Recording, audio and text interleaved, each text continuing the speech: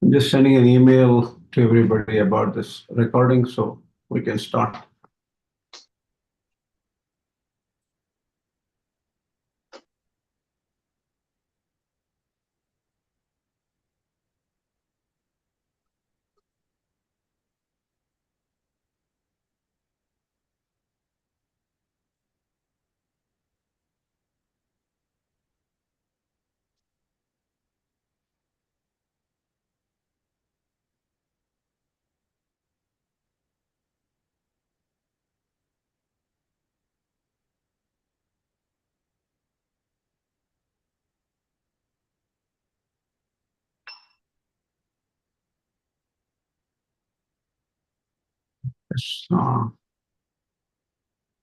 गुरुभ्यो नमः अस्मत् परम गुरुभ्यो नमः अस्मत् सर्व गुरुभ्यो नमः श्री कृष्ण परब्रह्मणे नमः श्री लक्ष्मी सिंह परब्रह्मणे नमः श्री लक्ष्मी हयवदन परब्रह्मणे नमः सर्वं Shri कृष्णार्पणमस्तु. Can you hear me? Yes, we can hear. Good, very good. Okay, so we have a new person joining today, Nanda Srinivasanji. Namaskaram. Namaskaram. I met him just a couple of weeks ago, I think. So one thing good about our Sri Bhashyam classes and Gita classes is we get to know new people because somebody listens to all these things, and then it's helping in some ways. God is making sure we are all connected. That's very good. And Nandaji, you will have we are starting in the middle, so obviously you're starting in the middle, so you might have to pick up some information from the prior classes. But anyway, you read Bhagavad Gita every day, almost completely, I guess. The whole of Bhagavad Gita you recite, so you'll be very familiar with the Gita shlokas, so you will understand. And that too with background from Sri Bhashyam classes, I'm sure you can pick up. Now we start sharing the presentation. Let me share the presentation. Share screen. Where is it?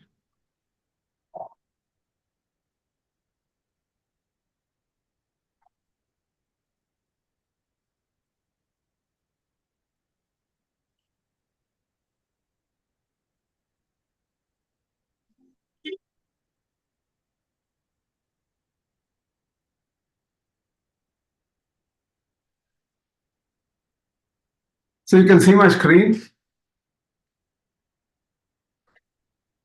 Yes, we can see. Yes, 156. Okay. Yeah, very good. Thank you. So we were talking about Vedas. Does Vedas dictate nirvikaritva? We were talking about nityatva, and we had defined nityatva as like that which doesn't change at all. And if we define it that way, it becomes it obviously means that the Advaita is the only true definition of Nityatva, the Advaitic view. And the other Ācāryas may not have understood Nityatva properly. Some kind of a view like this will come up. But the thing is, that is not dictated by the Vedic Shastras. That is the whole idea. And that is why Dvaita and Dvaitins and Vishtadvaitins, we have equal claim to Vedic verses, and we understand it right. And Vedas are not forcing us to define Nityatva as complete Vikaritva or change or changelessness. Changelessness, that is not true. Swarupa doesn't have to change. Obviously, the destruction is not the goal here. Jiva, Paramatma, they are all non-destructible. They never get destroyed, imperishable. But their actions and other things can involve changes, and that doesn't mean anything. That doesn't hurt any one of them. So that is the idea we talked about earlier. Now, why is that true? Even Śaṅkarācārya, I'm just revising what we have said earlier. Even Śaṅkarācārya, while commenting on Atma Kritehe Parinamat Sutra of Brahma Sutras, he says that Parinamavada is said here. and Parinama is accepted by Vishishtadvaitins, and mere appearance of the universe is accepted by Advaitins, which is known as the Vivartavada, and the Vishishtadvaitins accept Parinamavada. At the same time, Vishishtadvaitin says that Brahman, Paramatma, who is Jnana, Jnana Swarupa, who is made of Jnana, does not go through Vikāra or changes. The Swarupa does not change. The very form does not change. His will may change, but the Swarupa does not change. We have already talked about it in the last class. So, definition of any Nityatva or something, it's not a subject like we can pick up our own views and define Nityatva. It has to follow Shruti Smritis. Obviously, there are different views to look at Shruti Smriti. They are textbooks. So, obviously, language is can be understood in different ways. Obviously, that is why there are 3 views or even 10 views on Vedanta. And it has been like that, and nobody is going to agree. Advaitins are not going to agree if you say something different, because they have understood it in a different way. Their perspective is different.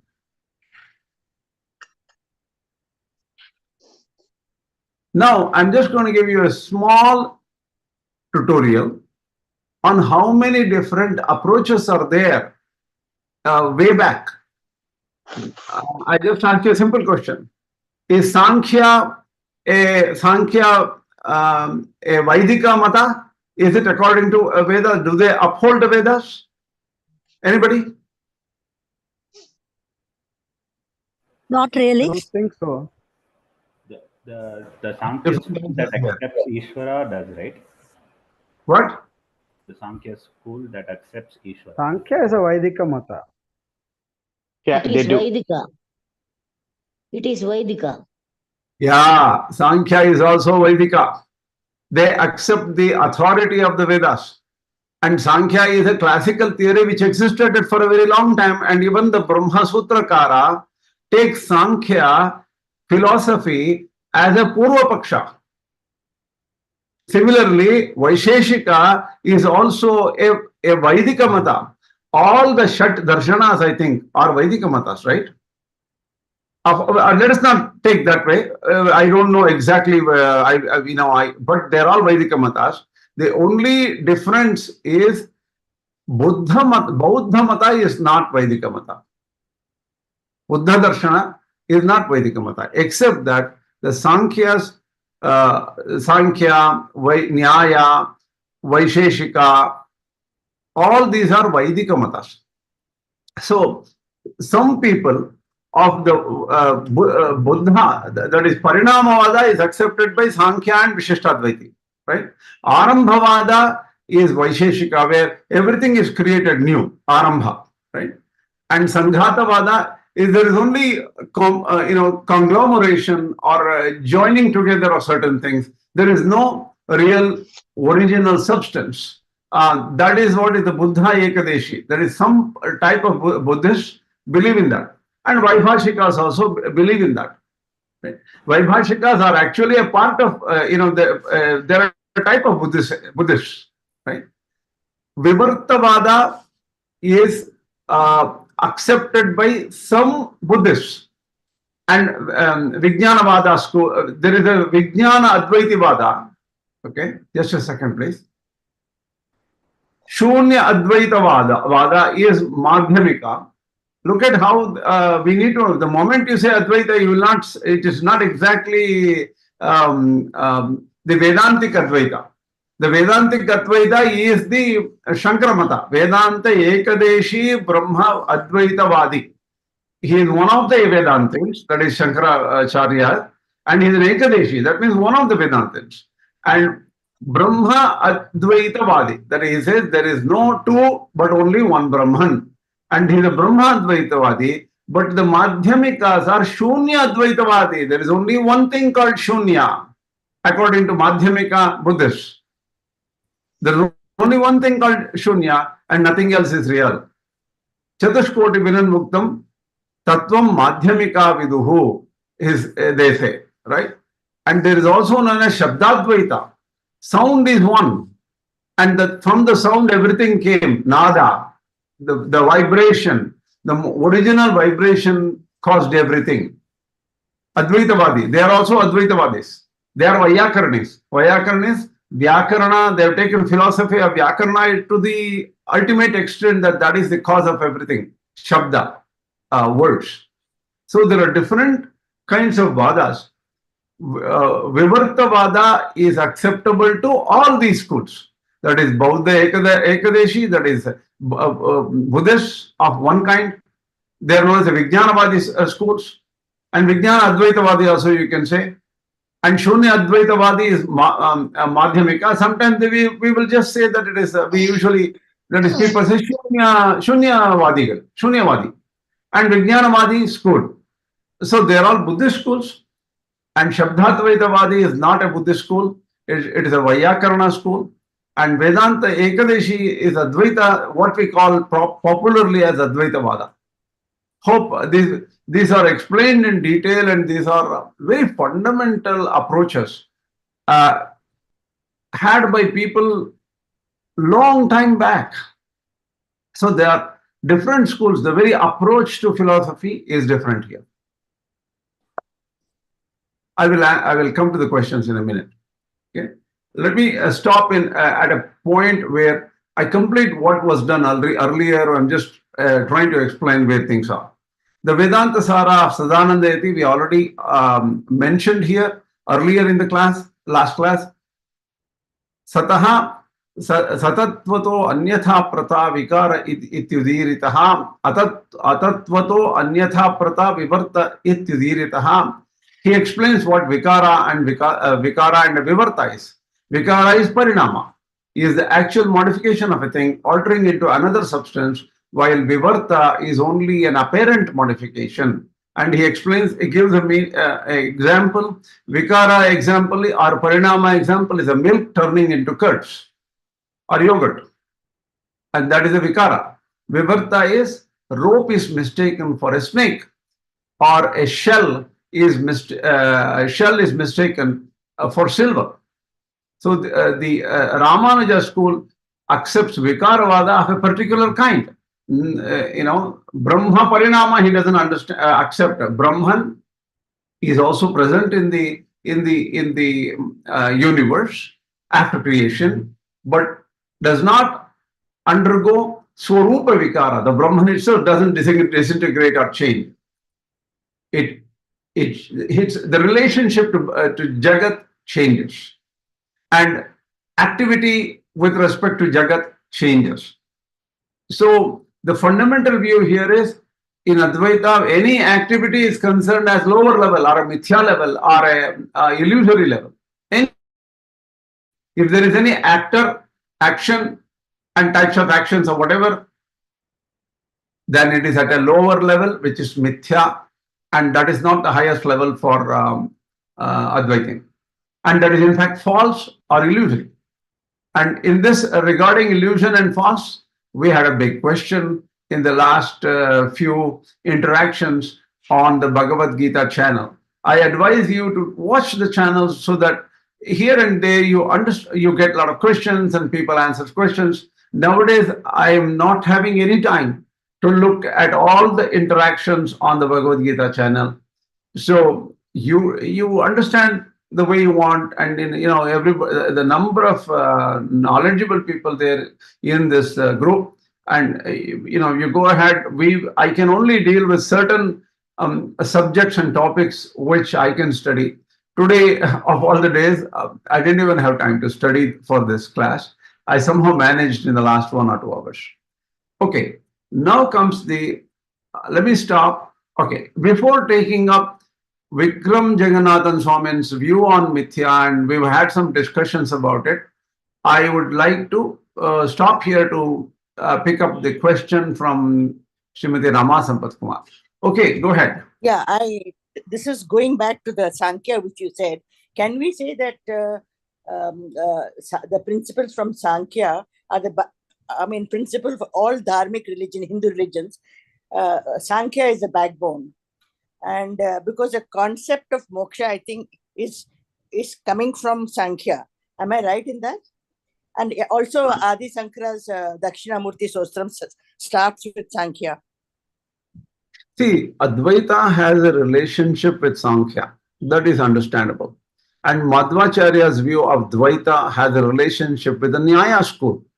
So a lot of Nyaya views are sort of modified and accepted in the Dvaita school.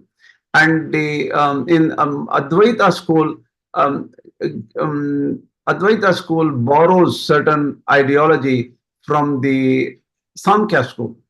In fact, we can say Advaita also borrows from some of the Buddhist schools also. So it is not completely true that Sankhya is the origin of everything. No, that's not true. Okay, I just wanted to clear that. Sankhya is one view.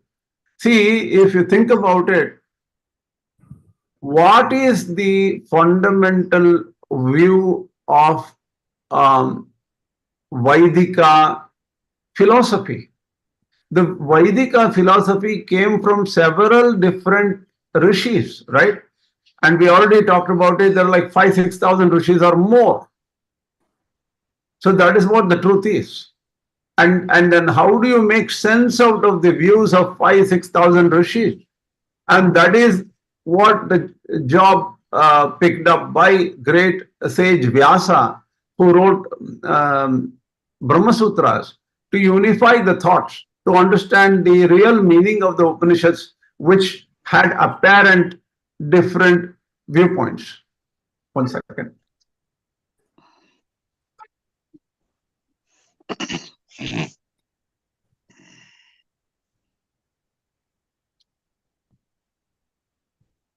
So there were several viewpoints by these rishis, and different Vaidika people understood it in different ways. Sankhya people understood the Vedas too in their own way. The Nyaya Vaisheshika people also understood Vedas too in their own way.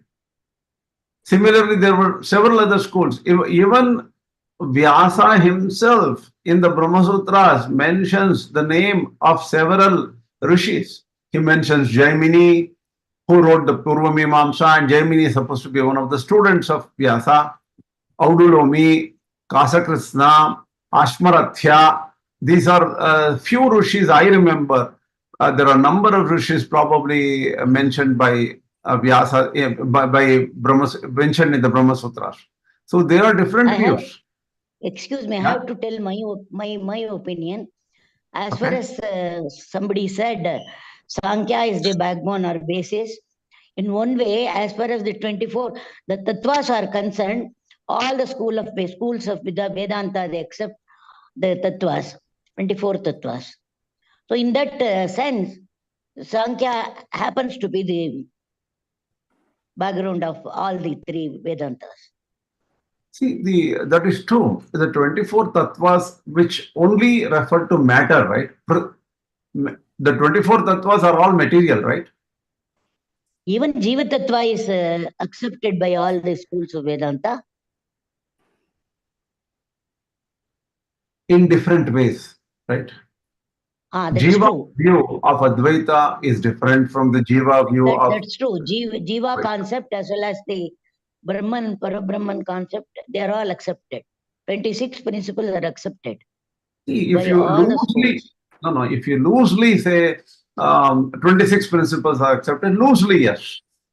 But in that sense, we can say Sankhya school happens to be the background of all the Vedanta. There is a lot borrowed from the Sankhya school. All the schools have borrowed from Sankhya schools. But the thing is, there is a statement in English: the devil is in the details. So the thing is, when you go to detail, the differences appear. Sankhya can you hear me? The earlier theory compared to Vedanta views. Sure. True. Ariel, can you hear me? That way we can say it happens to have come earlier to all the Vedanta schools. That's true. Yes. In that sense, I say. Yeah, okay, understood. Agreed. Yeah. Another question came. Yeah, Ariel, I just want to adding on to the same point that's been discussed. So my understanding is the Sankhya that we're referring to is by Kapiladev. See, the thing is, Sankhya, we can say Kapila is one of but the thing is, Ishvara Krishna is supposed to be one of the starters too. See, there are different views of Kapila's Sankhya is different slightly. To what? Okay. From Ishvara Krishna's Sankhya. See, in Sankhya, Ishvara Krishna's Sankhya does not accept Brahman at all. Oh. There is only two categories in Sankhya. That is the Prakriti and Purusha. So matter and Jivas. And there is no Paramatma according to classical Sankhya theory by Ishvara Krishna's Sankhya Kārikā. Sankhya Kārikā written. Yes, that is true. Yeah. So if you put it in historical perspective, so probably the Sankhya existed just before Buddhism? Probably. And in that sense, probably they were all starting point was Sankhya and then Buddhism and then Advaitam, like that, in historical perspective. See, historically, they were there. Different views were there. See, I don't know about the exact chronology of Sankhya because the yoga, there is also another school, or yoga school, which is supposed to come from Hiranyagarbha itself. And when did yoga and Sankhya sort of work together or something? And when did Nyaya Vaisheshika come? Nyaya also comes from Kanada, who is a rishi, right? So Pani came from. So the thing is, what happens? Some of this chronology is not perfectly understood, and not even Śaṅkarācārya's chronology. There is so many arguments about it that there is a 2,000 years difference. See, history and chronology, don't assume that we know perfectly, because there are so many different views on that. Yeah, but Vasanta Mami, what did you want to say? இல்ல சாங்கிய யோகம் கபிலரால பண்ணப்பட்டதுன்னு பாகவதத்திலேயே குறிப்பு இருக்கு. என்னன்னா ஆக்ஞாச்சேதி மமர் துரோகின்னு பகவான் சொன்னபடி ஆக்ஞாவை நடத்தாதவாளெல்லாம் மோகிப்பிக்கிறதுக்காகவே சாங்கிய இத அவ பண்றா அப்படின்ட்டு கபிலர் மூலமா அங்க இப்போ வந்து அந்த கபிலர் பத்தி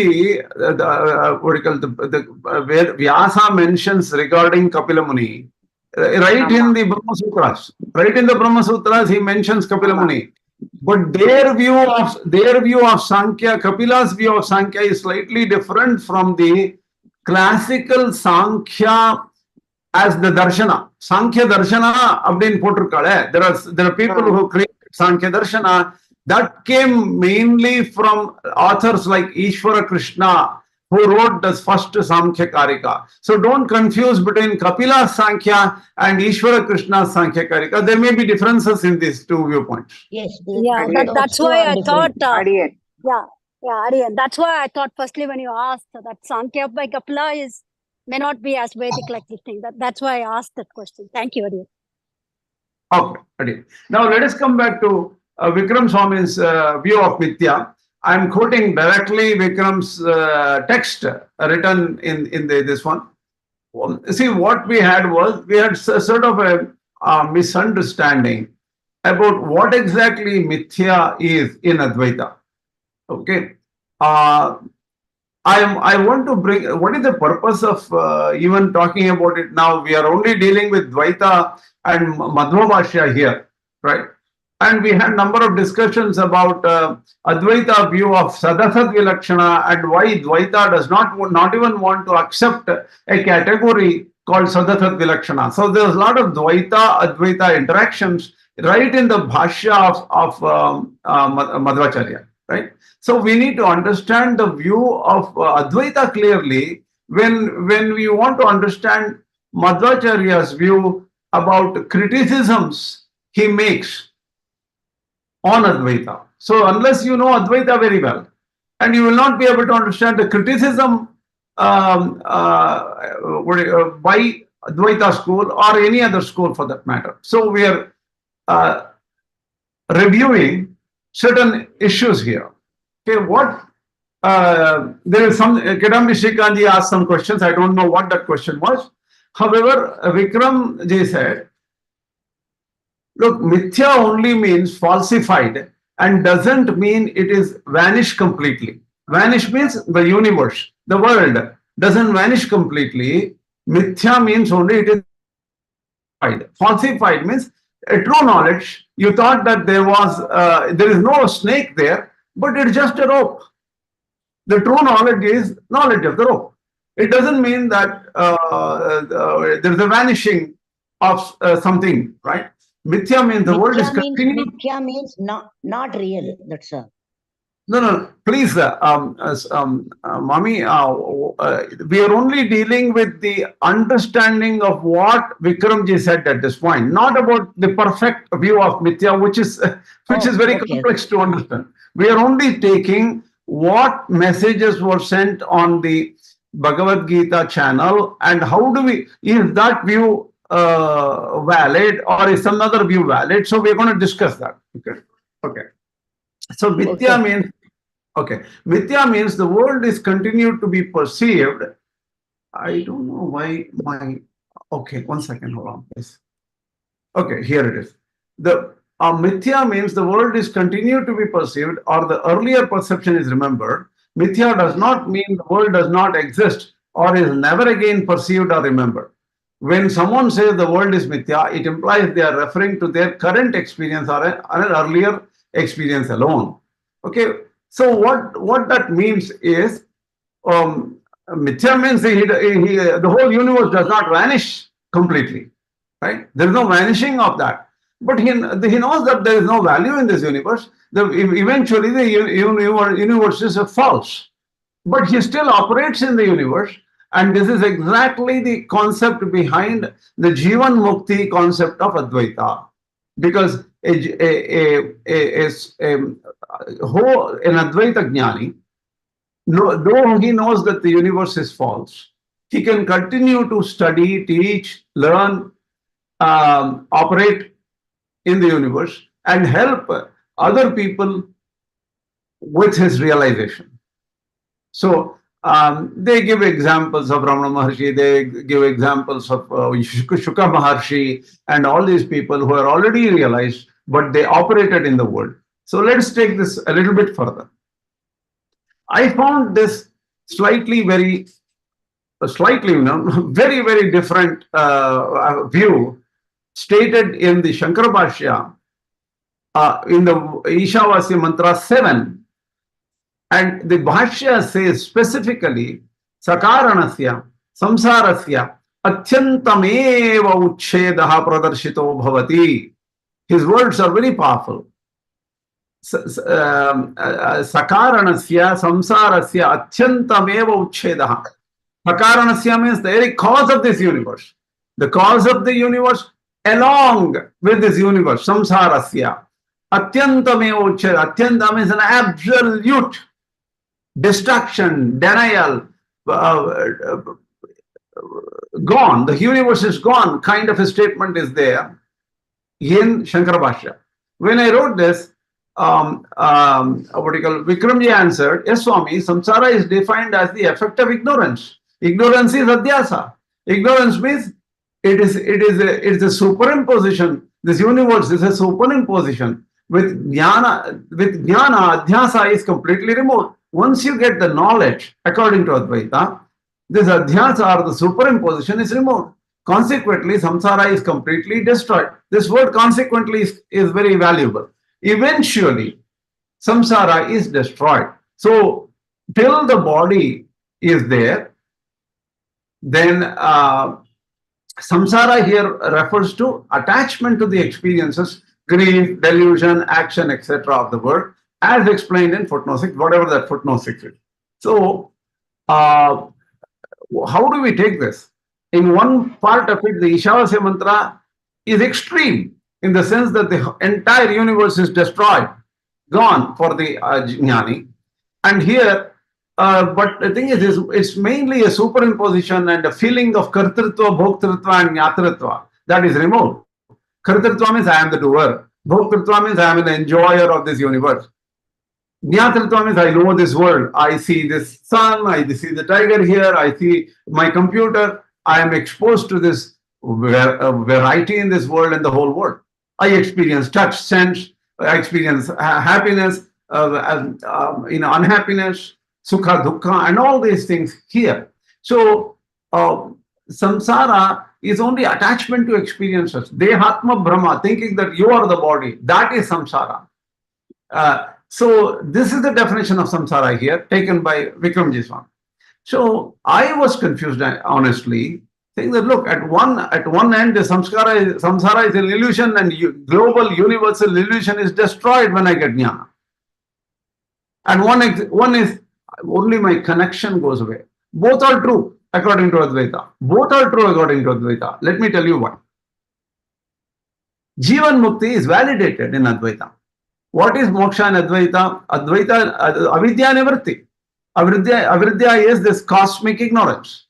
And ignorance when goes away, then that is moksha. There is nothing else to stop.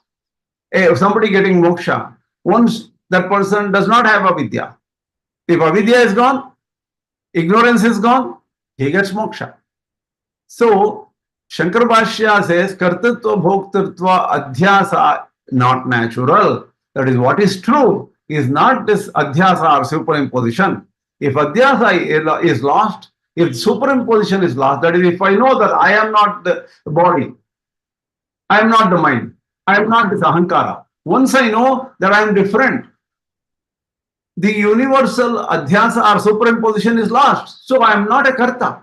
I am not a doer. I am not an enjoyer. Even Krishna says, ahankara vimudhatma karta ahamiti manyate.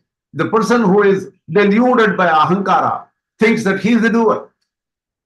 So truly, jiva is not the doer.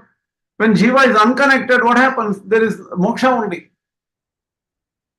So the avidya nivritti, however, the argument in Advaita, among the Advaitins, among the Ācāryas too, that avidya nivritti does not negate the universe completely.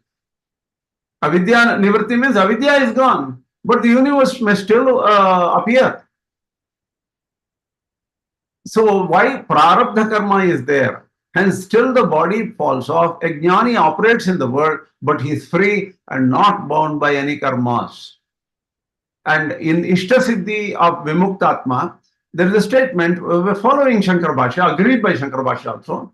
Tasmat vidishopi kinchit kalam sharira sthitehe abhyupeyatvat tavan matra hetur avidya shesha gandho abhyupeyaha. He says, even a great jnani who completely is realized that the universe is false and Atman is only exists and he is Brahman. Kinchit kalam sharira, there is a body which stands, which is there operating for some time. Sitehe abhyupeyatvat. We have to agree that the jnani is still acting like a Shuka Maharshi walking around. Tavan matra hetur avidya, only so much avidya.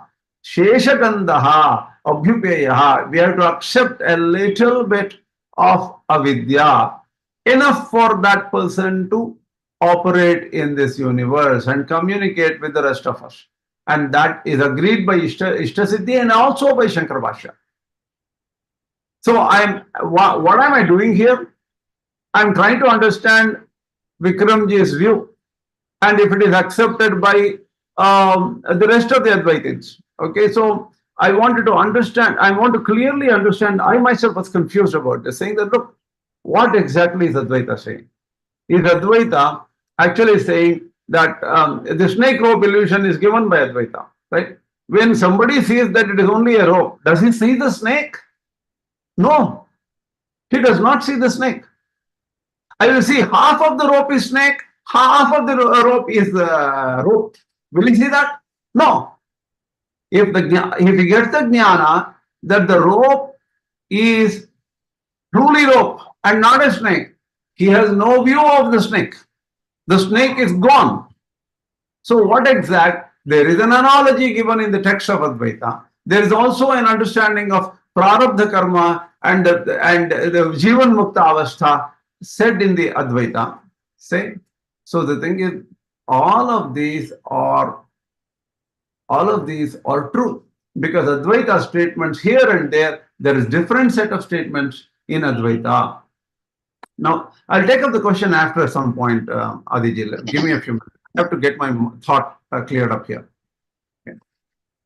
I asked a question to my friend Subramanianji, who is a very close friend of mine, an excellent student and teacher of Advaita, and he's connected to a lot of modern day Advaitins, including Manidravid Shastri kind of people, who is sort of an authority in Advaita today. I asked him, and he told me an episode with Sringeri Swamiji. One of the Sringeri Swamijis met with a Western student, and he came to Sringeri and saw Swamiji doing puja to Shiva, puja to Shivalinga. He was doing archana, he was doing different things to Shivalinga. And this Western student asked, I see you are acting, you are a jnani, and you are doing all these actions of puja, worship with flowers and that and this. And Swamiji, after finishing the puja, asked, what did you see? Then Western student, no, you took the flower from there and you put it here. You took the dhupa, the light and other things. You put it there. I see you are acting. The Swamiji again asked this Western student, what did you see? When 3 times, 4 times the same question is being asked by the Swamiji, then the Western student got perplexed and he said, I'm missing something. What am I missing? Then Swamiji answered after a few minutes, you saw my body. You didn't see my mind also. You saw my body doing actions. Did you see Atma doing actions? No. So, as far as I am concerned, these are not actions. So, I'm not involved in this. So, what is a jnani can be in the state. Jnani can be in the state that the world is not there, but the thing is, the person is still continuing to do this. And this is my question, how do we understand this? Because on one end, atyanta uchchedaha, sakaranasya, samsarasya, atyanta meva uchchedaha, Śaṅkarācārya's bhashya on the mantra 7. Yasmin sarvam atmaiva bhut vijanatah, tatra ko moha kashokaha ekatvam anupashyataha. That is the verse there. So this is more about myself, in the sense that why am I understanding 2 different views here? And I'm not able to put these 2 extreme views together. One extreme is the samsara, the whole universal illusion is lost. And one other view is, no, it is not completely lost. Attachment to the universe is lost. Attachment to the body is lost. So I was a little confused. And I looked at Shankara Bhashya again and again. And he very clearly says, Sakaranasya samsarasya atyantameva uchchedaha pradarshito bhavati in the mantra 7. And then I wanted to go even more deeper. What is the most important Upanishad for Advaitins? Maṇḍūkya Upanishad. So what exactly is Māyā, Mithyā, Adhyasa according to Maṇḍūkya? I went and analyzed. Maṇḍūkya Upanishad says, Shloka 17, says, Prapancho yadi vidyeta nivarteta na samshayaha maya matram idam dvaitam advaitam paramarthataha. So what he says, if the perceived manifold universe were real, then certainly it would disappear, because jnana should make this disappear. But this duality or the apparent cognized universe itself is a mere illusion. There is nothing but only Atman. Non-duality is the supreme reality. Maya matram idam dvaitam advaitam paramarthataha. So the thing is that there is nothing called as universe. If there is an universe, that would disappear. There is no universe to disappear to start with. So I got jnana and then the universe disappeared. That's not true. Whatever is there is itself not there. because there's only one entity called Atman, nothing else. So this is the view of the Maṇḍūkya Upanishad.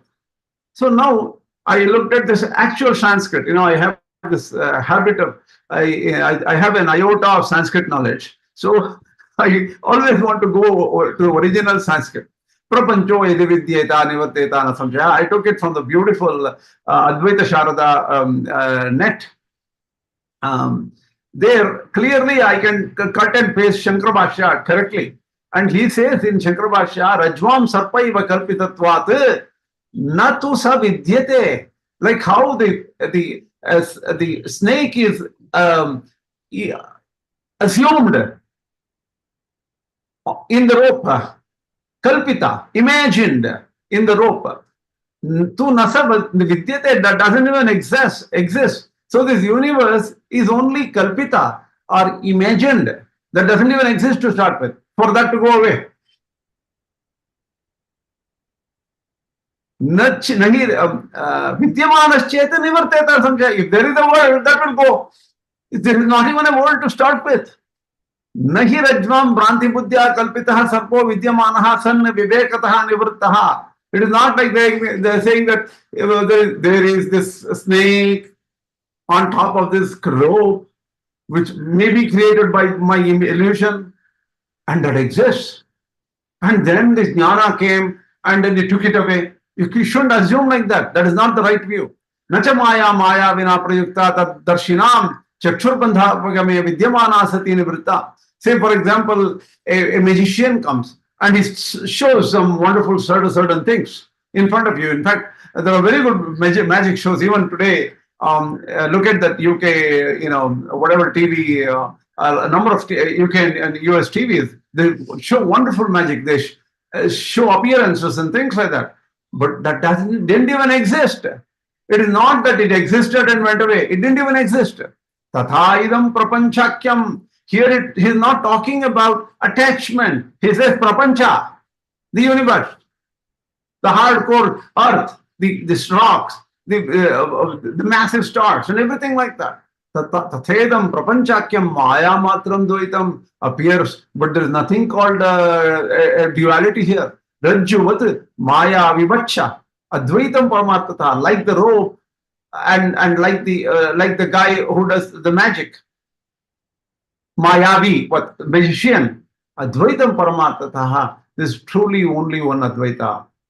Tasmat na kaschit prapanchaha pravrittaha nivrittaha va astitya viprayaha. There is no world to be there to start with, and there is no world to go away. It was never there. So what is the meaning here? It is not, this verse particularly from Maṇḍūkya Upanishad says that it's not like, I saw a snake going in the bushes once, then now I see a rope, I mistook this rope for a snake, then somebody said, no, this is not a snake, this is rope. Is that simple? Is that so simple?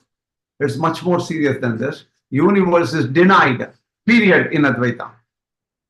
All this is Brahman only, and it is Nirguna, hence there is no experience. Because Brahman is Nirguna, there is no conscious experience of it. It's not that, I am Brahman, Aham Brahma Asmi. Even K.S.V. Swami mentioned, even the great Puturaja, Advaita Anubhava, he has a realization of Advaita. He says that at one point, he says, Aham Brahma Asmi. Is that the final word of Vedas? He says, no. As long as I exist and say, I am Brahman, if I am thinking, I am Brahman, I also exist, Brahman also exists in a way, in some way. What happens is, there are two things there. That doesn't appear as the finality of Advaita. That's what Puturaja said. He is also a pure Advaiti, but he said out of his experience. So there is no experience in the final state for Advaita. No experiencer. No means of experience. There is no jnata, jnaya, jnatra. It is Triputi Laya. All the three has vanished into, okay, this is what we need to understand properly. We'll come again. Some other day I will explain to you the Triputi view, but let us get to the point here. I'll come to the question later. Vishvamithya view is also clear in Advaita. That means there are certain statements in the Advaita Bhashyas, which very clearly says is Vishwa is Mithyā. Vishwa is Vishwam, Vishnu, Vashatkaro. Vishwa is this universe. That is Mithyā. In certain and in certain verses, it's very prominent. So what is the real understanding in Advaita? Can we reject Vishwamaya Nivritti view? Or the Vishwamaya Nivritti view is not true. My attachment is gone, that's all. Can we just take that? Or is these two the same? So attachment, kartritva, or is it like a slow change between just leaving attachment and then giving up the entire universal view? So what is the one extreme? The universe as an illusion. And the other is attachment is gone and duality is still perceived there. And he operates. Both are true according to Advaita. But does it make sense? How can somebody have this shift between losing attachment and still operating in this universe very, very powerfully, creating ashramas, creating that, traveling in aeroplanes, doing this, verily in all these actions, but not being inward. But on the other hand, the illusion of the universe itself is gone. And perception only one thing is there. How is this two compatible? That is what I was thinking in my own mind. And luckily, I asked Alvar Swami just recently. I was so confused because once you get deeper into the Shastras, you only perceive those words and the thoughts behind these words. You get totally into that, right? And you don't have this feeling of going away and watching and understanding what exactly is real. Then K.S.V said, according to Alvar, I called Alvar and Alvar said, this has been solved by K.S.V before, don't you understand? He said, what is this? He just mentioned one particular, this Janmadhyasya etonvayad itaratascharteshu abhignaswarat tene brahma hridaya adikavaye mukhyanti yat surayaha tejo vari mridam yatha vinimayo yatra trisargo mrisha dhamna svena sada nirastha kuhakam satyam param dhimahi. This is the first verse of Bhagavata, Srimad Bhagavata. This is the explanation of Gayatri Mantra. Here, there is a statement, Yatra Trisargom Risha. I could not find my own lecture connected to this verse. I already talked about this a long time back, Yatra Trisargom Risha, where Trisarga means the universe, Mrisha means illusion. So this universe is an illusion. According to Advaita, that is how they understand it. So what does this word say? Janmadhi asya etaha. The Parabrahma is the creator of the universe, protector of the universe, and the universe goes and joins him eventually. Itarataha cha artesh vabhignaswarat tene brahma hridaya adikavaye mukhyanti yatsuryaha. Brahman is unknown for even the great people. And Tejo Vari Mridam Yatha Vinimayaha. Tejaha Vari Mridam. Tejo is energy, Tejas. Vari is the up or Jala. Mrida is earth or matter. The earth. So the Prithvi. All these things, Yatha Vinimayo, all the interactions of all the three, that is the universe. The universe has water, energy, Agni, and also earth. That is Mrisha, it is illusion. Dhamna svena sadhanesthakum satyam paramam dhimahi. We meditate on the Brahman who is Satya. That is only true Satya.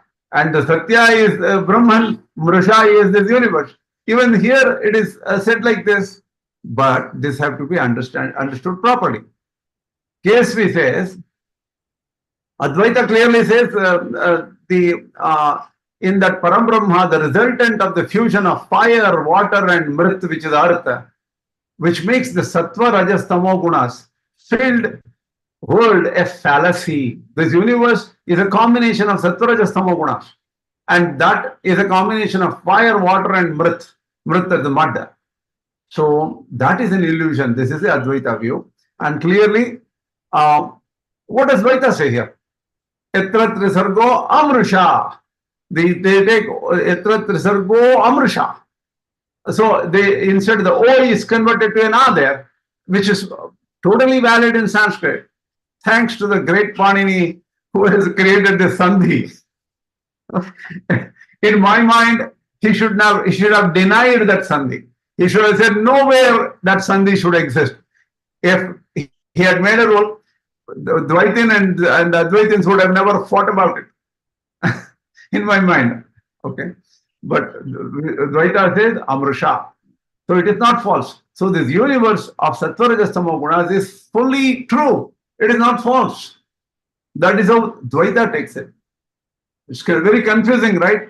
It's been, there are so many Advaita fights and so many Vishishta Dvaita fights and so many other systems popping up all over the world, all over in India.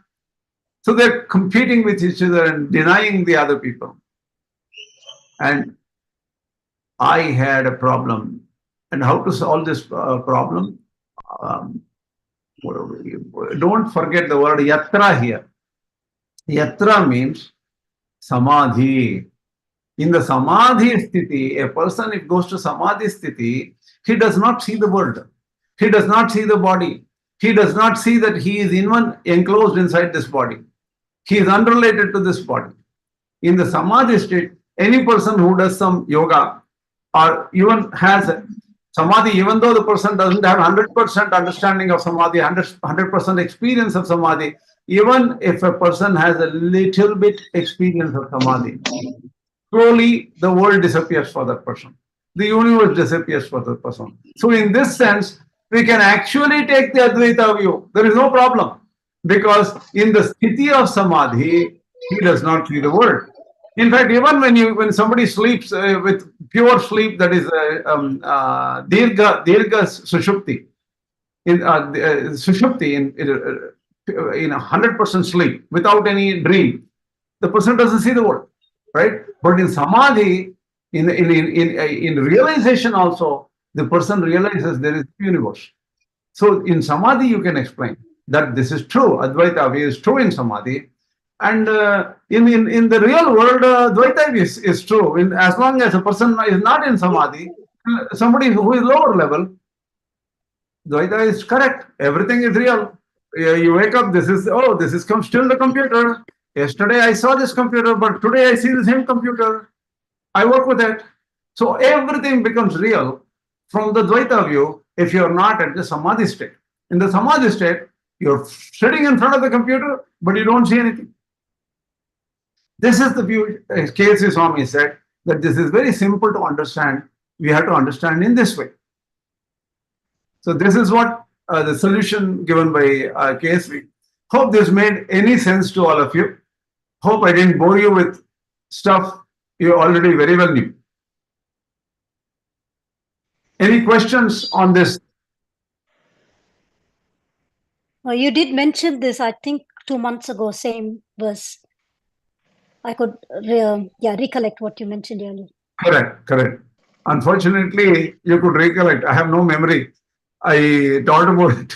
I read this, taught this, and I had totally forgotten a couple of weeks back that this is a solution. And we have to understand it is the state of the mind of the aspirant.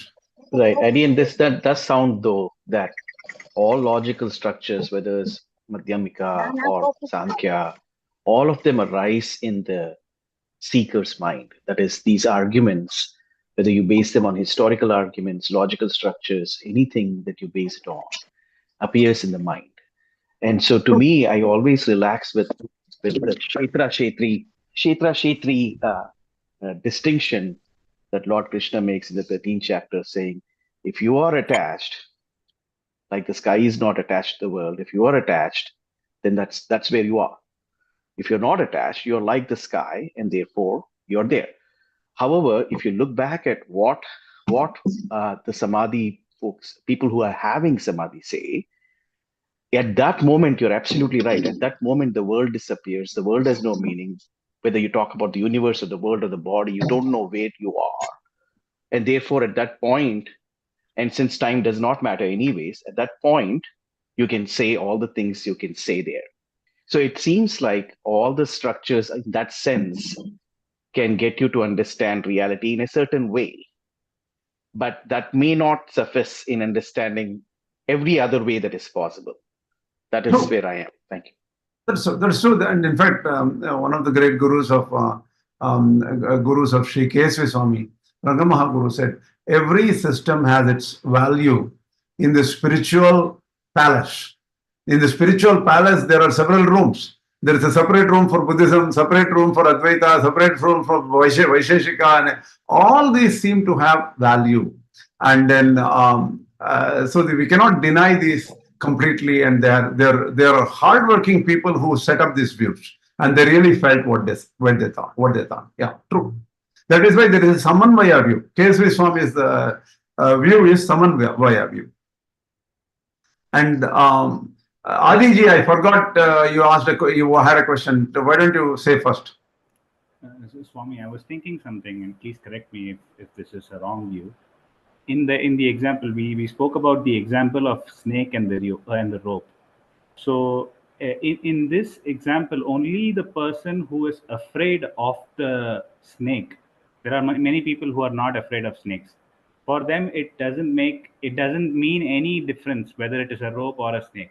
Only for a person who is afraid of the snake is going to look at the rope and can misunderstand that to be a snake. So it is the effect of the misunderstanding. Or so when you are not interested in the effect at all of the universe, what it is bringing you, how does it matter in the multiplicity will just go away when you are not interested in engaging with the multiplicity, right?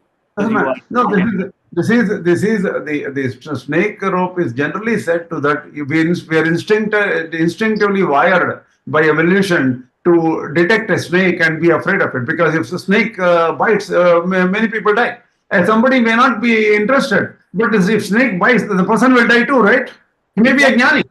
Exactly. Get what you call poison and prick it. A few minutes, the jnani is gone. The body is dead, right?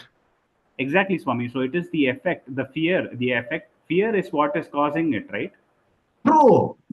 See, this example, all these examples are trying to communicate with the normal person. Most of this Vedas doesn't make any sense to a Shuka Maharshi. For him, what do you call, Vedas are unnecessary for Shuka Maharshi. So it's okay. So if he is not bothered about the snake, it's fine.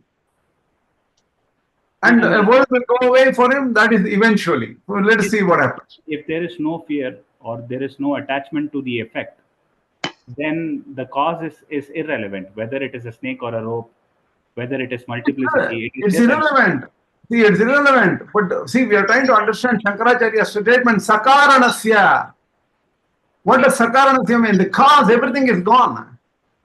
We are trying to understand the gravity of his words. All we know is his words.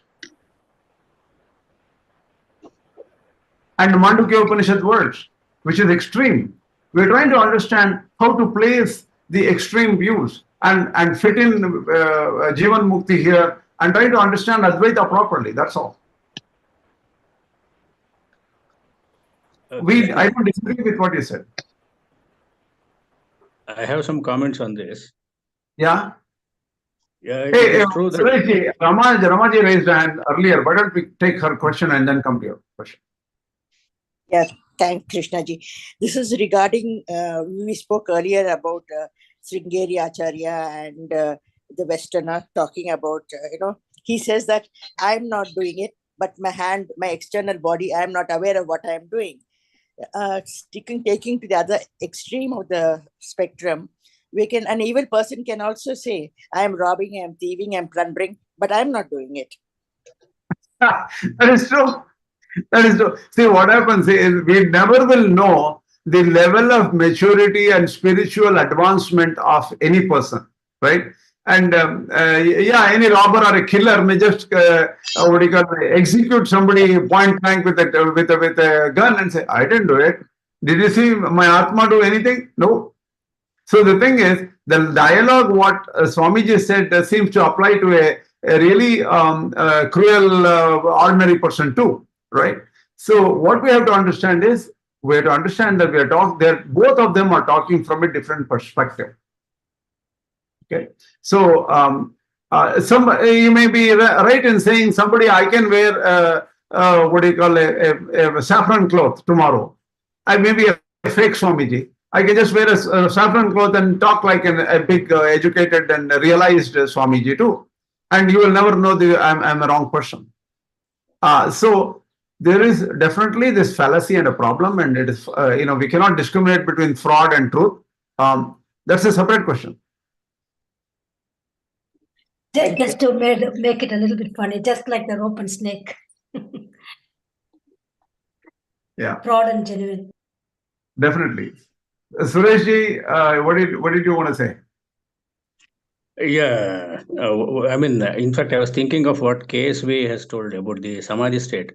Even in the Īśāvāsya Upaniṣad, in the Vishishtadvaitic view, they say at the time of meditation, it is the same thing. At the time of meditation, everything becomes the Atman. Exactly. Yasmin sarvam atmaiva bhuti vijanataha. Tatra komoha poshoka ekasmin unupashat. Yasmin, in that situation, is what the Vishishtadvaitis understand. Right? Yasmin means, so for the jnani who is meditating, in that state, he doesn't see anything else. Yeah. There are ample examples in Vishishtadvaita, like, for example, Nammalvar and even Tiruppanalvar, all of these have exhibited this yogic state. True. See, the one thing about the thing is, Tiruppanalvar and Nammalvar also have said, in that state, they see also this Brahman who is so merciful and kind. And then he has given this Sharira for a particular purpose. This world is for a purpose. And he wants it to teach and interact with us. So Nammalvar switches between extreme bhakti and passion to the Lord.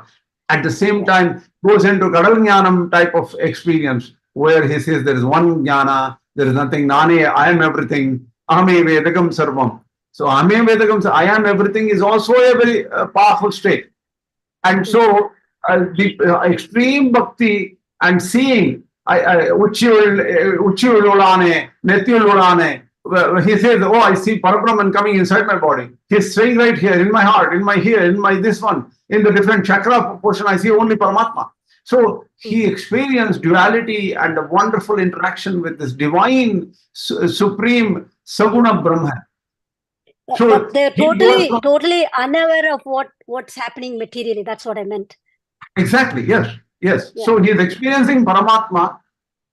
Also, at the same time, sometimes not experiences any universe also. So So what is Samadhi is a question mark, right? Again.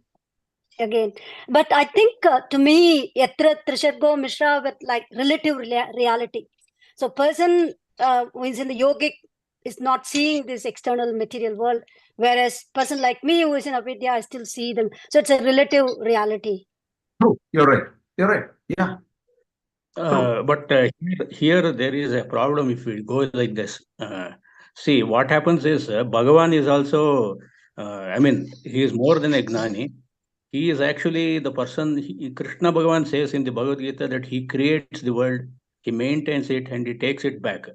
So if we go by this particular method, all the sentences will become falsified. We cannot take it just like that. There is a talk of creation. Bhagavan is actually managing the world. He is seeing to it that every soul's karma is known, and according to that, he is the karma pala data. If we take everything as false, what is the meaning of all these things then? Yes, sir, but it is the perspective of the God. If you are in Brahman, you don't think like with our logical structures. You have to relax all of them and think in the mind of Brahman itself, of God himself. For Krishna is a creation, and he says no. In the whole book, he says, I don't do anything. I create, but I create for myself. It is all in his. In one of the verses, I think Vishnu Purana, it says the whole world is a dream of the Lord. So in that sense, is there anything happening in the God's perspective? We can't answer that. What are you trying to tell? I am not understanding it. Are you trying to tell the very God Krishna who says, I am creating, this is my apara prakriti, this is my parag prakriti, He himself is telling it in my dream. Is it possible? No. It could. We don't know. We can't say that Krishna said this. Therefore, it is in this sense. This is the right answer. No. What did Krishna mean is something that we'll always dream. We will always think about and apply logical structures to think about. So if you take any word literally for itself without thinking who said it and what context he said it in, then we'll end up in all kinds of trouble, as you just said.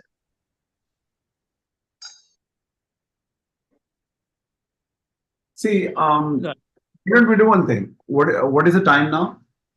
I want to make sure I have finished some 7:50, about an hour. Do you want to go for some time or stop here? Because the next verse is I'm taking the 2.18 verse. It will take a while to start this. There's a lot of information here. So why don't we do one thing? Let me see what is Adi's question here. Adiji, please ask. Swami, can you please briefly talk about what Samadhi is? You already touched upon this and the different types. The Savikalpa, Nirvikalpa and Sahaja, right? No. They're very complex subjects. Savikalpa, Nirvikalpa, we can only just know some simple meanings, that's all. Savikalpa is there are differences in that Samadhi. That is, there is some kind of a Saguna experience and something like that there. And Nirvikalpa means there are no differences, no nothing. Everything is, there is no perception in a way. So we can roughly say Nirvikalpa Samadhi is where Triputi Laya is there. Triputi Laya means there is no knower, known and knowledge. And Savikalpa means there is knower, known and knowledge in that Savikalpa Samadhi. See, the thing is, these are all concepts which are very complex. It's just like saying that being in a dream and talking about a wake state. How can you talk about a wake state when you are in a dream? You can talk. I probably dreamt that I thought about wake state is like that when I was in a dream, but that doesn't mean anything. So these samadhi are not textual things to understand. I'm sure there are a lot of people who spend their lifetime reading Yoga Sutras and then understanding the 8 levels of yoga. Trayam Ekatra Samadhi, there is a sutra. You will go understand the sutra and then figure out there's something. These are all textual understanding. Unless you have a guru, unless you meditate, unless you don't meditate just for 1 or 2 days, unless you meditate for years, and depending on what level of spiritual maturity you will have different levels of understanding and realization. So unless these are all practical things, this is where the textbook stops. What is the way to know Atman? Atma va are drashtavyo, shotavyo, mantavyo, nididhyasitavya. So we are only doing Shravana Manana here. Nididhyasana is... I want to view my opinion. Okay, go ahead, please. That is, in waking state, there is saying you can talk, you can hear, but in dream state, you can only witness, you cannot talk, you will not talk. And in Sushupti also, even seeing is maybe not there. And in Turiya Avastha, there is a 4th state, but there is nobody, there is nothing, no one to talk. It's only the experiencer. And he is not talking about his experience. And after coming also, to some extent, you can say it happened like that, but you cannot really convince 100%. Very true, very true. Well said, actually. So the thing is, the true experience of a jnani in the Turiya state can never be understood, even after he comes out and talks about it. That's true. So what happens, Adiji, please don't, even if you and I talk for 1,000 years about this always Nirvikalpa Samadhi, Savikalpa Samadhi, unless a person experiences a little bit of it, there is no understanding of it, or very little understanding of it. In fact, Shiva, when he, in the Hatha Yoga Pradipika, Hatha Yoga is there, right? In the Hatha Yoga Pradipika is supposed to be a conversation between Shiva and Parvati.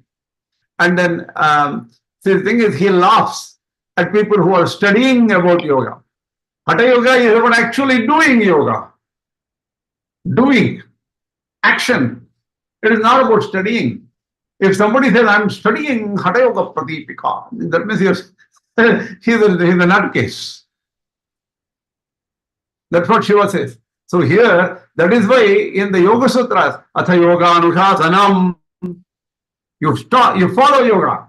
That's it. There is no theory of yoga.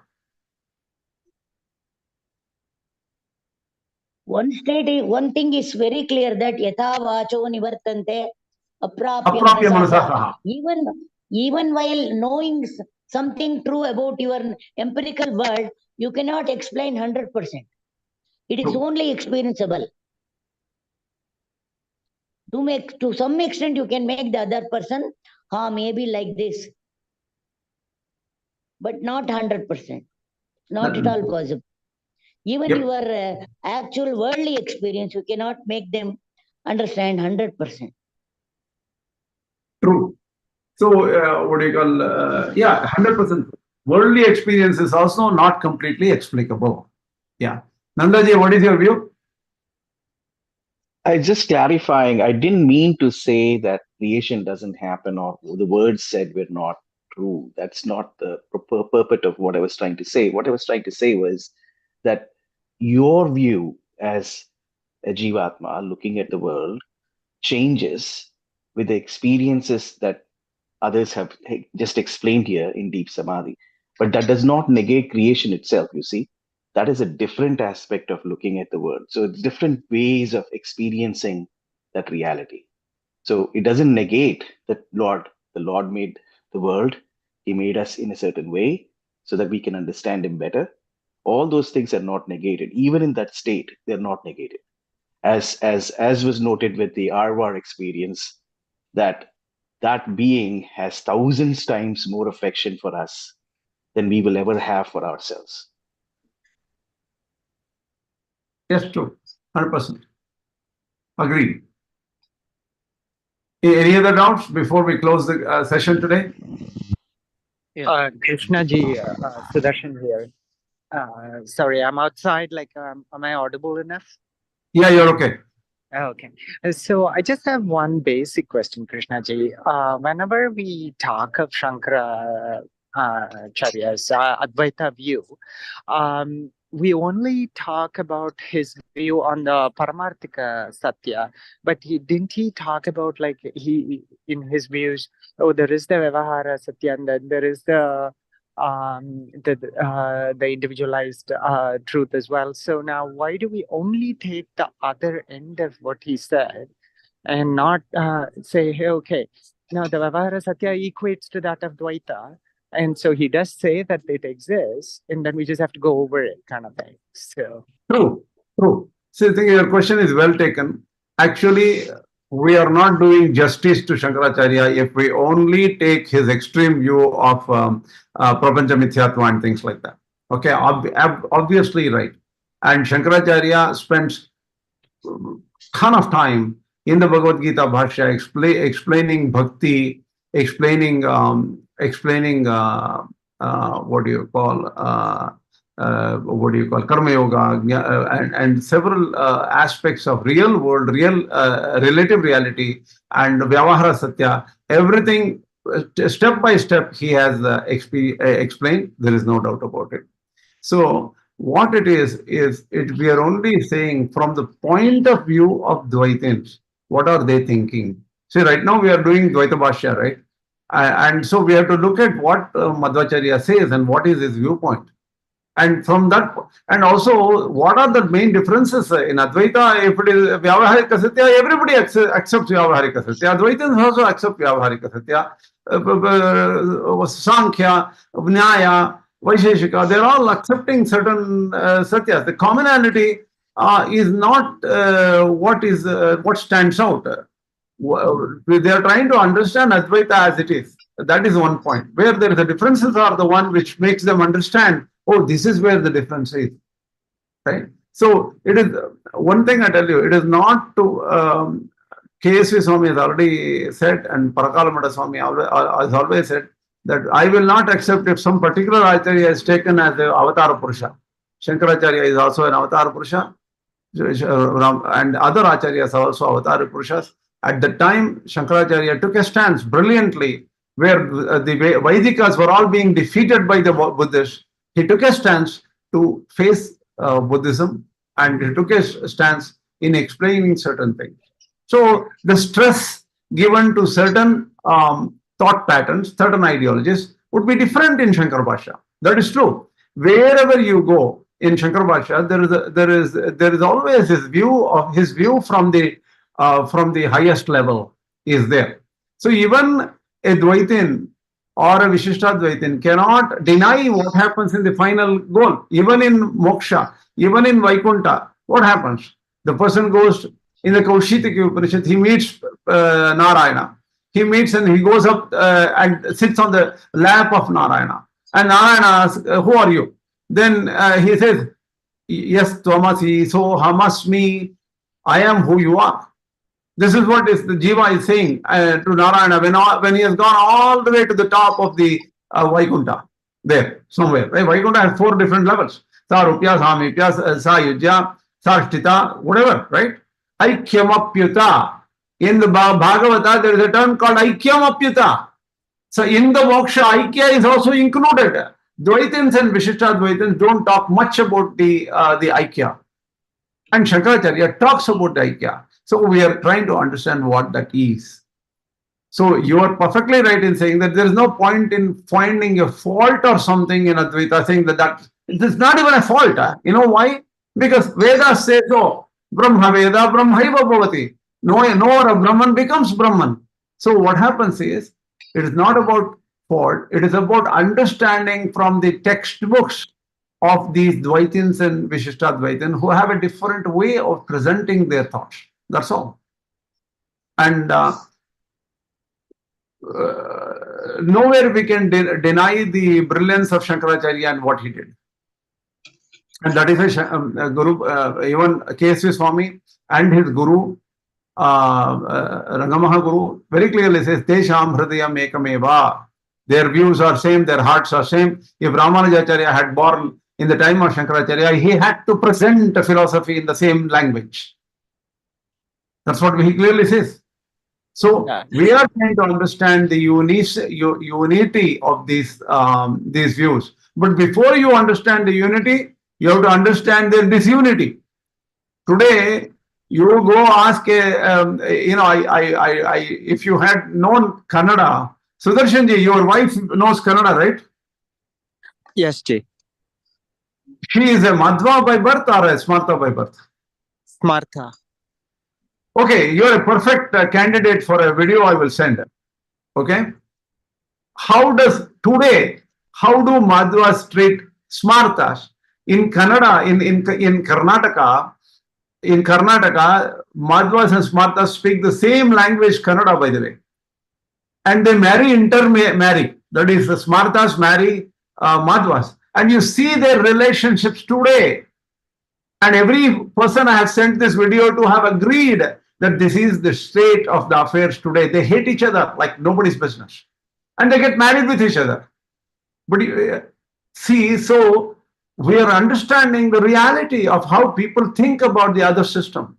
But at the end, don't forget what K.S.V. said and his guru said, that we are talking about, there is a difference in the Vedas. There is a Veda Shruti, Abeda Shruti, Ghataka Shruti. We have to make sense out of it. You make sense the way you want. And these people may talk anything. Today, the Madhvas are finding so much fault with Smarthas marrying with each other. In that video, he says, even today, in a public marriage, the Madhvas will go and claim that the food should be served to Madhvas first, and then only the Smarthas should come and eat, even in a combined marriage today. I mean, there is a misunderstanding of who a Smartha is. Generally speaking, that is a different question, Gauriji. That's a different question, Gauriji. We are talking about an ordinary life. Iyengar agreed, not Smartha. Yes. Well, I understand. The word Smartha in Kannada is used only in one way. Smarthas are Dvaita followers. And that is a normal usage. Okay? Don't worry about it. That's a different question. Nandaji, what's your question? We have three other views. No, I had no question. I was just applauding when you said all the divisions should be seen in the unity when you get to learn more. Thank you. True. Krishnaji, I was just thinking when you mentioned that it was Madhvācārya's view of Advaita that we were talking about. So then if Madhvācārya only takes one piece of Advaita, then isn't it more akin to looking at a straw man fallacy where you just take one piece of a bigger argument and then just refute against it, and then thereby saying, now I have negated the whole thing? Very good question, Sudarshanji. Very good question. Actually, what Madhvācārya is doing is very simple. He is doing a favor for everybody. You know why? Most people in the world cannot understand Advaita properly. Most people, do you want to know some truth? I don't want to name names. A renowned Swamiji, who is held in high esteem by all Sri Vaishnavas, Madhvas, and Smartas all put together. Such a who lived in the last couple of 100 years. That Swamiji had a problem in his mind. See, he said, he came and told some very, very well-known people, I will not even mention who that Swamiji is. He said, I always thought that Aham Brahmasmi Dhyana was the best. That means, as a sannyasi, he was practicing and understanding Aham Brahmasmi view, and either meditation or upasana or whatever he was doing, practice, sadhana. But he said, long time later, he said, you know, somebody told me, Aham Brahmatmaka asmi. Brahman is my antaryami. This kind of meditation helped me better. This is the words of a renowned, well-known, realized Swamiji, whose experiences are extolled on television and this one. But he said slightly, you know, knowing Brahman as my antaryami is slightly better than thinking that I am the Brahman. Because of the sadhana method. So now we are talking about, say, forget about who this the Advaita view is. Who cares? What is Advaita? What is Vishishta Advaita and Dvaita? Today I have pain. Today I have problems. My close cousin died out of fire burns just a few weeks back, last week, 10 days back, with a freak fire accident. I see life. I see the wars in the world. 30,000 people are killed, have been killed recently. And there is differences. There is ill treatment, maltreatment, what do you call, lies, cheating. $45 trillion were taken away by UK from India. We see these problems today. How do I get out of this problem? That's what they say. Even Śaṅkarācārya says, all this, nahi rakcheti dukring karane. He says that, you know, it seems that the arrow came, I was going in a forest, the arrow came and hit me, and the blood is oozing out. No, I want to think about, where did this arrow come? Did it come from 30-degree angle or 70-degree angle? Was it made of tungsten tip or copper tip or wooden tip? I don't check all those things. I want to take out the arrow and get out of this mess. We want moksha. If you want moksha, what is the method? Bhakti is the first method. Even to get jnana, you need bhakti. Bhakti needs difference, Veda. Without Veda, you will not have bhakti. If I am in this kind of ignorant position, if I say I am Brahman, that is an error, even according to Śaṅkarācārya. So for an ordinary person, Madhvācārya said, you cannot understand Advaita or what happens after moksha or after mukti. So I am going to give you a simple view. You will never become Brahman. So bhakti is the first thing. Bhaktya amam abhijanati yavan yaschasmi tatvataha. Tato me tatvato jnatva vishate tadanantaram. Bhagavad Gītā says, you first need bhakti. And knowing bhakti, you will understand the truth. You will become a jnani. And then vishate tadanantaram, you will enter into me. What happens after you enter into me, whether you will become same as Brahman, that is a different question. First, start with bhakti. Most people are watching television or going to a football game or taking their kids to some vacation into Hawaii or something, or enjoying some birthday parties, or drinking or whatever it is. Today, that is the main set of people. So Madhvācārya addressed 99% of the people. And then he said, I will destroy Advaita. I don't want Advaita because it will confuse people. Ordinary people are at this level. And for them, I only want to preach Bheda, differences, and I want to give them the view of Bhakti. And also, I don't care about the top, that is the highest Advaita, he will become one with Brahman. I will not even bother about it today. I will say that is false. 33, he will say Muktau Taratamya. The next subject after this 2.18, we are going to deal with Muktau Taratamya. In the Mukti, there is always Taratamya. There is differences. There is no oneness. There is no Aikya. And that's what he is going to prove. Obviously, he probably, I have to see Bhagavata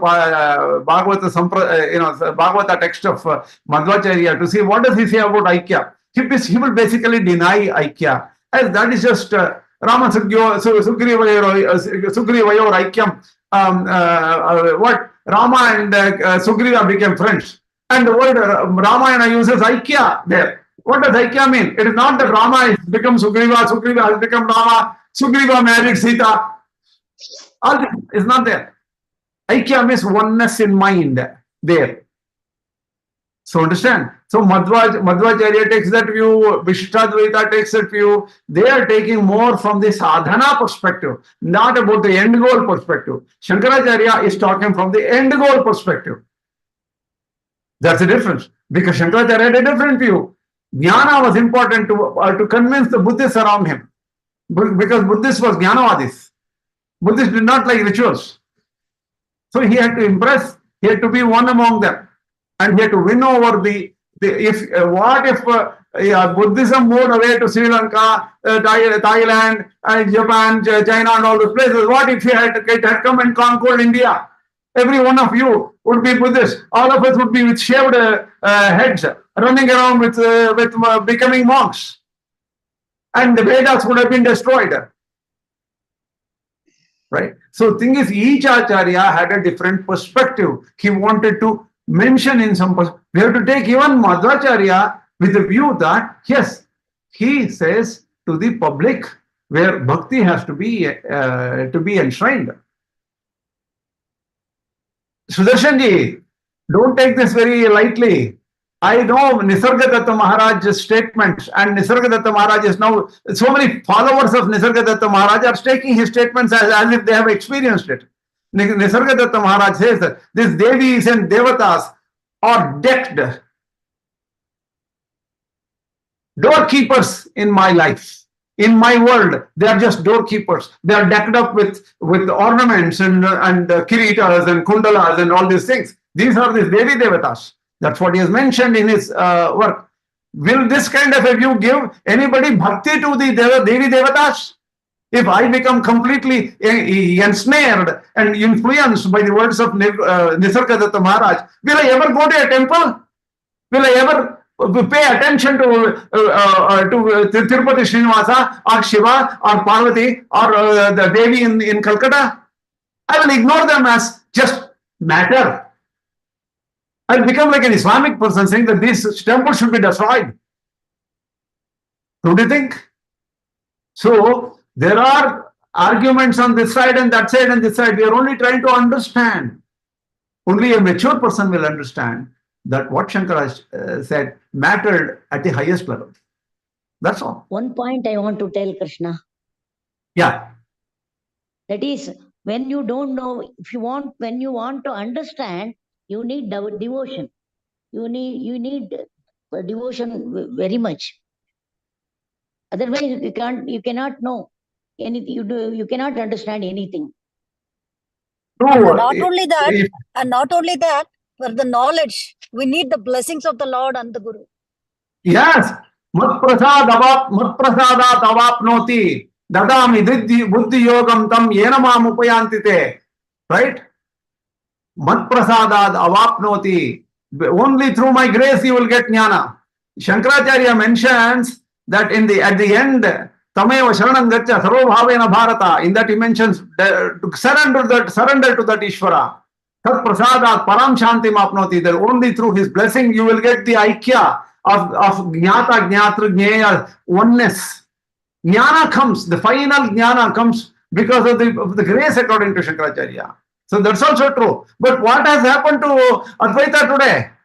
What has happened? Most people are taking Ashtavakra Gita view and Yoga Vasishta view and also Nisargadatta Maharaj view, and ordinary people who are smoking and joking thinking that they are Brahman. And they say, temples are all for stupid people. Smoke, rings.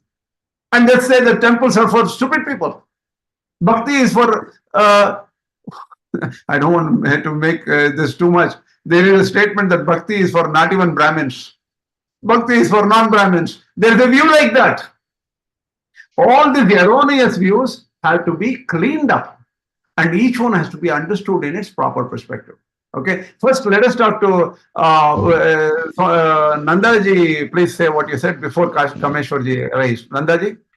No, sir. I was very thankful. You said what you said about the ways to think about God and devotion, because without starting with a prayer, one can never understand ourselves, and without starting with a prayer to another, even as Śaṅkarācārya said, the ultimate boon of knowing oneself also comes from the Lord himself. So it's also said in the Kathopanishad that, he who chooses gets that experience. So that choice is his, and that grace to which we are appealing only comes through devotion. So, and another thing is, even in the second chapter, Yukta Asita Matparaha, in the Sita Prajna, what do you call, Adhyaya, which talks about Sita Prajna, even, just to get Indriya Jaya. What do you mean by Indriya Jaya? To control our senses. See, meditation is not easy. Don't think that somebody is sitting for meditation 1 hour and he has meditated very well. Out of 1 hour, 99% of the time, his mind is going all over the place. So that is not meditation. Even getting control of senses, you cannot see Atma without controlling your senses. Without realizing, that is, to realize the Atma also, you need to control senses. So there is a chicken and the egg problem there. So to avoid that, Krishna says in the second chapter, Yukta Asita Matparaha, Tani Sarvani Samyamya Yukta Asita Matparaha. At a particular moment, just keep me in mind. I will help you. So he doesn't tell much about himself in the first 6 chapters, but he indicates right at the beginning that you need me. So the bhakti becomes very important. Some Ācāryas have given more prominence to bhakti, and they want to deny anything which destroys bhakti. That's all. Okay, Kameshwarji. Yeah, thank you. This great lecture, first of all. And I would just like to say that although the Samādhi states are inexplicable, but I don't know where I read. Possibly it is the Gospel of Ramakrishna, where the Nirvikalpa Samādhi has been mentioned as those are probably dual or 3 or 4 types of states, that as well. And one of that is Brahman, but the next is everything is Brahman. And that states that Ramakrishna Paramahasa was always in that state. Always, even in the waking state, he used to be in that state where he used to see everything as Brahman. And that's why such people cannot continue for a long time. So that was one statement I wanted to make. That is true. That is true.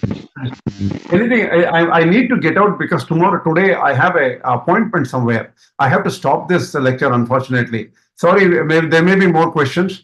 Let's stop here and then join next. Again, continue with 2.18 straight in the next class. Sorry for the sudden this one. I cannot entertain anymore. It's 8:20 now. Please, okay. Namaste. Asmat Guru Parama Guru Mahatma Sarvabhauma Shri Krishna Prabhu Shri Lakshmi Shri Lakshmi Māyā. Thank you. You can write on the channel if you have any thoughts and questions. Please write on the Bhagavad Gītā channel. I will look at it later. Namaste. Thank you. Power poirukuma.